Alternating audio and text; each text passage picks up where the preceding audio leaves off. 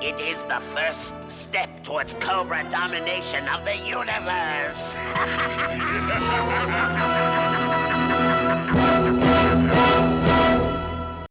It was, in fact, the first step towards dominating the animated universe, as G.I. Joe would go on to become one of the most beloved and iconic animated series of all time. This is G.I. Retro Episode 1, The Cobra Strikes. Now, back to G.I. Joe. Yo, Joe, hello, and welcome, everyone, to G.I. Retro Episode 1, The Cobra Strikes, Part 1 of 5 of the M.A.S.S device miniseries, the miniseries that started it all for G.I. Joe, A Real American Hero. We're going to dive into that today, but before I get into the episode, I just want to say a very sincere thank you and just express all the gratitude that I can muster for the response to the announcement of this channel and show, and just to have so many of you reach out and be on board from day one was really, really cool to me, and just sort of validated what I sort of had touched on, that the G.I. Joe community at every turn had been so positive, so welcoming, and really reinforced this idea that this is the place I wanted to be in again, and that this was the way to do it. A lot of excitement about what we're going to be doing here at GI Retro. So it was just really cool to see that response from all of you. If you're just stumbling upon this video now, you have not subscribed yet, please do so if you are so inclined. You know, like and subscribe, all that good stuff. Yeah, encourage you to come along for this journey here. So here we are, The Cobra Strikes, Episode 1 of the M.A.S.S device miniseries, originally aired September 12th, 1983, written by Ron Friedman, directed by Dan Thompson, and a who's who of voice actors like Chris Latta, Arthur Berghart, Michael Bell, Rob Paulson, so many more, Morgan Lofting. I mean, the list goes on and on. Peter Cullen is in this episode. So we got the voice of Optimus Prime playing Dr. Vandermeer in the very first episode of G.I. Joe, A Real American Hero. Awesome stuff. But let's sort of break down what happened a little bit at a high level view. I don't want to go blow by blow here because I really do want to encourage you all to watch along with this series. You know, you go enjoy the episode, come here, we meet, we talk about it, chime in the comments with some of the things that maybe I missed or that you really wanted to highlight, and we'll go from there. But the sort of bird's eye view of the Cobra Strikes, what is going on, what is happening with G.I. Joe and Cobra, have to travel all the way back to 1983 and just sort of imagine again what it would have been like being a kid, seeing that G.I. Joe intro for the very first time.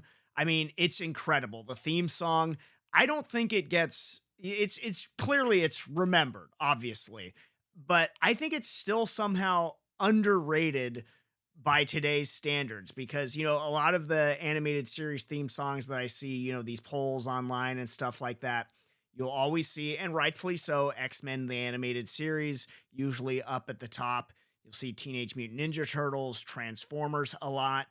But for me, I mean, the G.I. Joe theme song, it set the tone and it really set the bar for a long, long time. So I love it. Every time I hear it, it just puts me in a good mood. I'll put on a playlist that's just, you know, it's on YouTube. It's all of the different versions from the seasons and everything like that up through the movie, and I'll just put that on repeat, and it's good vibes all the way to work. I love it. And as we go through this series together, off the top, I'm going to be doing a lot of highlighting of things like first appearance of characters, vehicles, things like that. But here in the first episode, obviously everything is a first appearance. So key players for this episode, we've got Duke, Scarlet, Snake Eyes, Breaker, Steeler on the Joe side.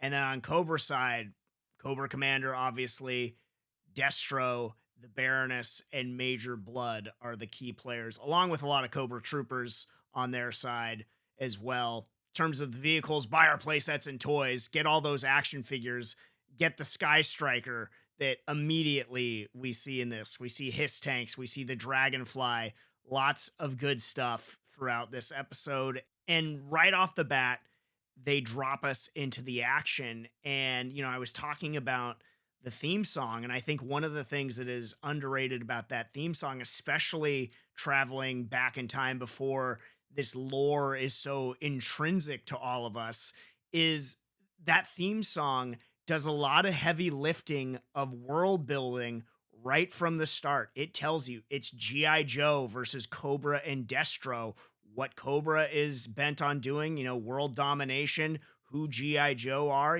this elite, highly trained special mission force, and setting them at odds against one another. So when we come up from the intro, we are dropped right in to this world, and we already know a decent amount about it. So they can just get right to the action.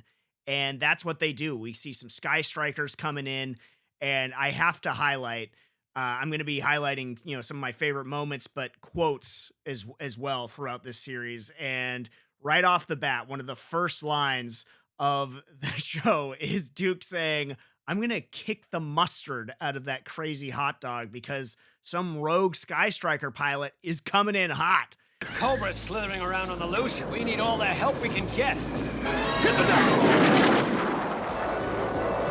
I'm gonna kick the mustard out of that crazy hot dog. Great quote. We're seconds into the episode. I'm already smiling. And a hidden highlight from that clip is Snake Eyes with the Spidey sense there, dropping down before Duke and Stalker really realized what was going on with the Sky Striker. And of course, we see that it's Scarlet that is piloting the Sky Striker. We're getting to know our major players from the G.I. Joe team here. And pretty much right off the bat, a little controversial, I think, for fans of the comic books versus fans of the animated series and the Venn diagram crossover there. But we get Duke and Scarlet, in my opinion, very obviously being a thing. And I know if you are just a follower purely of the comic continuity and canon, and that's your jam, it's Snake Eyes and Scarlet or bust. But if you're more into the animated series, if that was your first sort of exposure to G.I. Joe other than the action figures and stuff like that, in terms of media, like I am, Duke and Scarlet to me always seemed like that was the no-brainer and the thing, So Exhibit A here, immediately Duke and Scarlet flirting. Oh, come on, Duke. Where's your spirit of adventure? Give a teammate a hand. I missed you, Duke. You certainly did. By that much. I mean, pretty obvious there. And then I'm gonna jump ahead a little bit, but not too long. Just moments later, after Major Blood attacks. Hey, why didn't you just yell, "Look out"? Didn't you read my green sheet? Man of action. So definite. I mean, they've got something going on. It seems pretty obvious. And I know that it's just sort of something of a controversy or a friction point between the comic lovers and the animated series lovers and where the two shall meet. So let me know. Do you like Snake Eyes and Scarlet, or do you like Duke and Scarlet?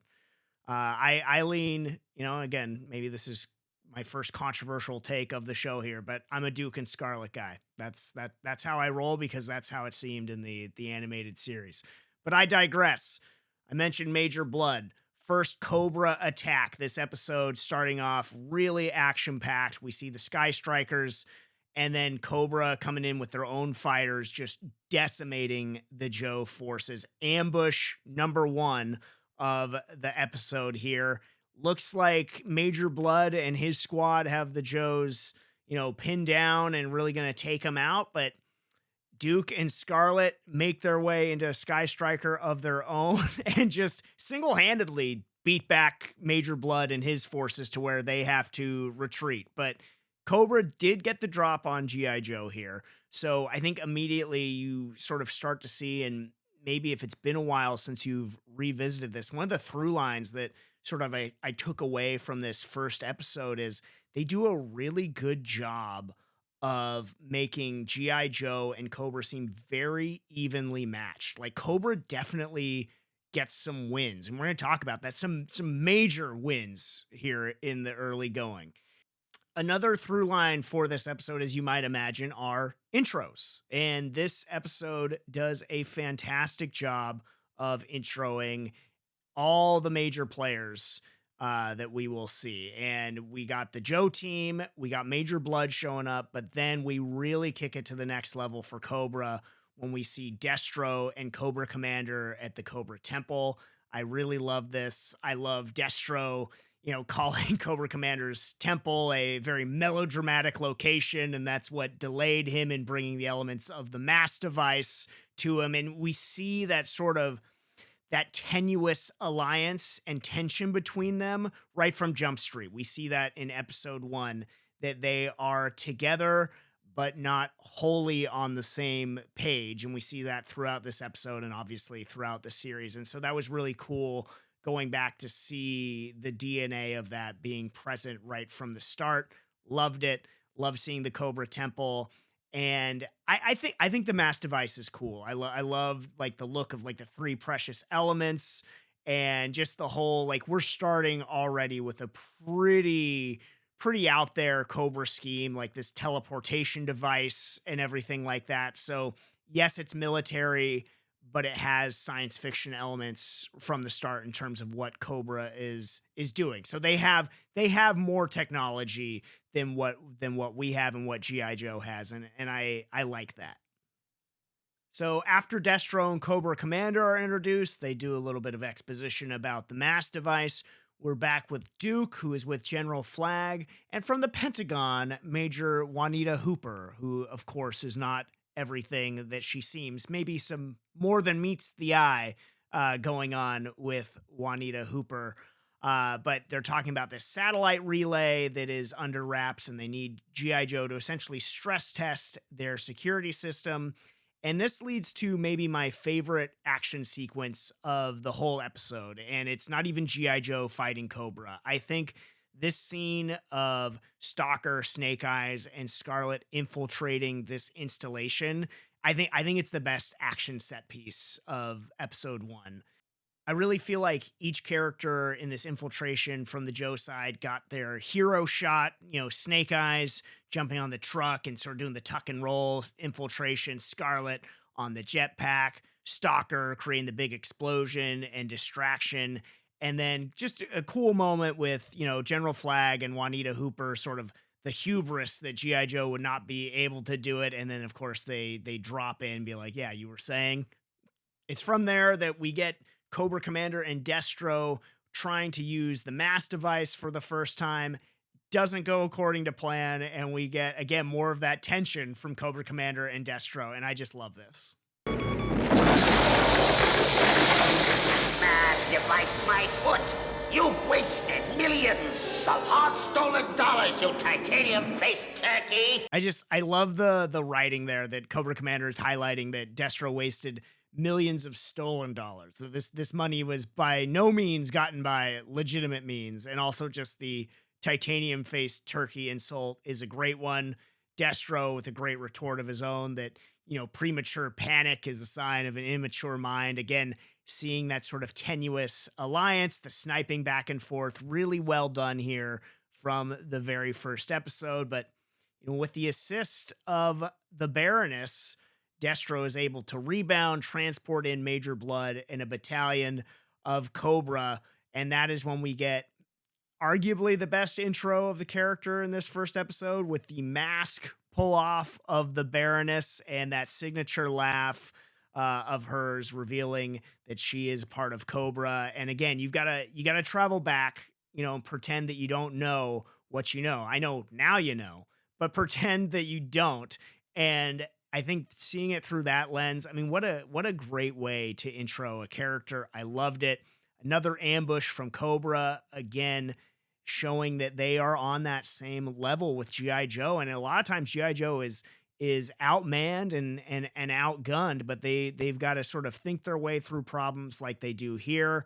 Scarlet is the one to sort of come up with the solution as G.I. Joe retreats, and they are able to regroup and get the drop on Cobra until Destro saves the day and starts teleporting them with the M.A.S.S device. That's when Duke charges in and he gets captured. Before we get taken to the slave pens, before Duke goes to the arena of sport, we do get Scarlet sort of assuming leadership position of the Joes, and we get Breaker and Steeler trying to figure out what is going on with this device, this teleportation technology that Cobra has. Also, we get Cobra Commander threatening the entire world and demonstrating the power of the M.A.S.S device now that they captured the relay satellite. They make the Eiffel Tower disappear. By the way, Homer, what's your least favorite country? Italy or France? France. Nobody ever says Italy. And Cobra Commander has the world on its knees, and G.I. Joe is scrambling. Breaker pulls up finally that this must be the work or inspired by the work of Dr. Vandermeer, so Joe is on the move, wasting no time to locate the good doctor on his farm. But again, wouldn't you know it, Cobra one step ahead, G.I. Joe walks right into another ambush, Major Blood this time, pulls the mask trick and has his troops waiting in the forest. G.I. Joe ambushed again. They are able to regroup and repel, rescue the good doctor who tells them that they need to build a M.A.S.S device of their own. So the race is on if G.I. Joe is going to be able to do that. But I really like, again, how much Cobra is really formidable in this first episode. I mean, G.I. Joe's getting their ass kicked throughout pretty much this entire episode. They're looking good doing it, but they're behind on the scoreboard right now. Make no mistake about it. And that's when we get to see Duke, who is in the slave pens. Blue Suit Baroness, sort of memory hold that one for a long time until I revisited the animated series. And again, Planet of the Apes vibes with the slave encampment here. We've got the mind control headbands and Duke doing his best to fight through the mind control. But I really like the visual and the banter back and forth between Cobra Commander and Destro sitting up in their sort of emperor-like seats of their arena of sport. And great cliffhanger with the giant just going to be raining blows down upon Duke. But then, of course, the tease ahead to the next episode. You got to let the kids know that, hey, like, Duke's going to be okay. But pretty serious stuff in this first episode, and pretty sort of, again, outmanned and outgunned is our heroes, G.I. Joe. Cobra takes the W in this episode pretty much at every turn, like I said. So that just about wraps up the blow-by-blow of this episode, The Cobra Strikes. But my background in sports broadcasting, we love hardware. We love to give out titles and designations. So I've got some recurring segments and designations, awards, if you will, that I'm going to be handing out throughout this rewatch series here. And I saved them for the end. We'll see how I deploy them moving forward. But the very first one I call the "But Did You Die" moment of the week. Did you die? I got shot. But did you die?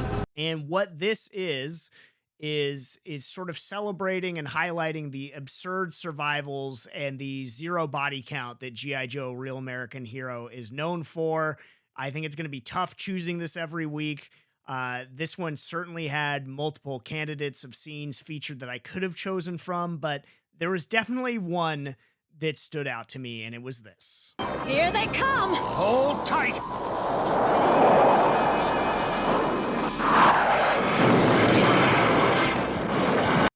You see the fighters, I mean, they just absolutely crash and burn and explode into smithereens. And I had to watch it multiple times and slow it down because G.I. Joe, it's so known for seeing the pilots parachute out at the last minute.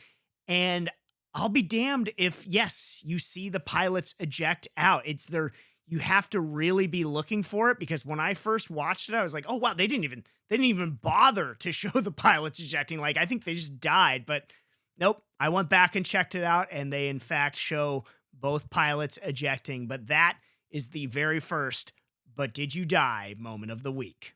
All right, next up, this one I'm very excited about because it's something that I knew I was going to be doing when I first started thinking about this channel, and that is naming an episode MVP every time we break down an episode, whether MVP to you stands for most valuable player, most valuable patriot, most valuable plotter, picking one character that did some serious heavy lifting that elevated the episode more than any of the other characters. And I think we've got some good candidates here in this first episode. I think obviously Duke is one. Scarlet is another one. I think Scarlet got highlighted beautifully in this episode. She showed her ability to come up with solutions, to lead. Baroness's intro was so great.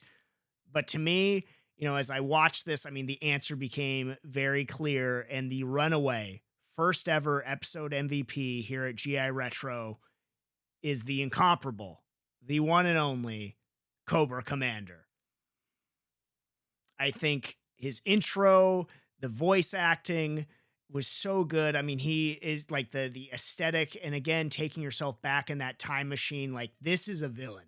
This is somebody that really, really stands out, and did so in this very first episode.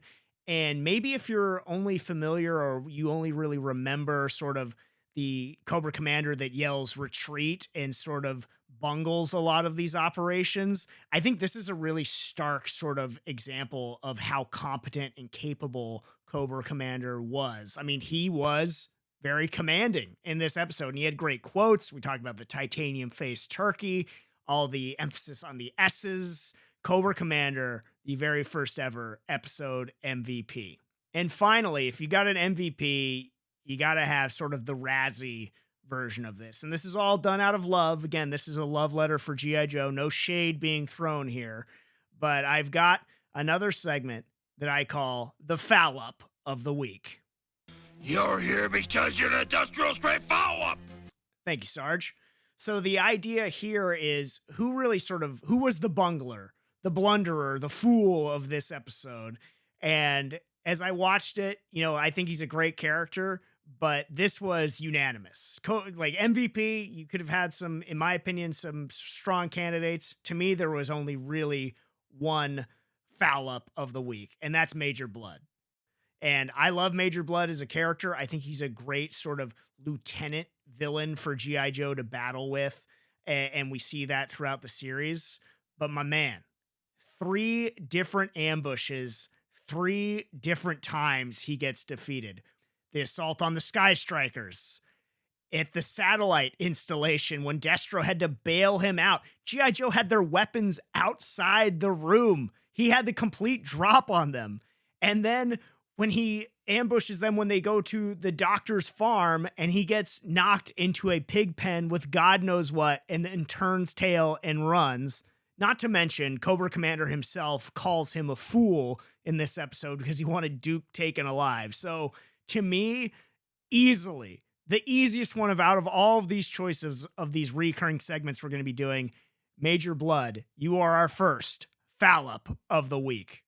So those are a few of the segments we're going to be doing throughout this rewatch series, and this is where I want to encourage you to chime in. Let me know your own thoughts about that. Maybe you have a different take on episode MVP, or a different absurd survival in this episode that caught your eye. There certainly were a couple that caught mine.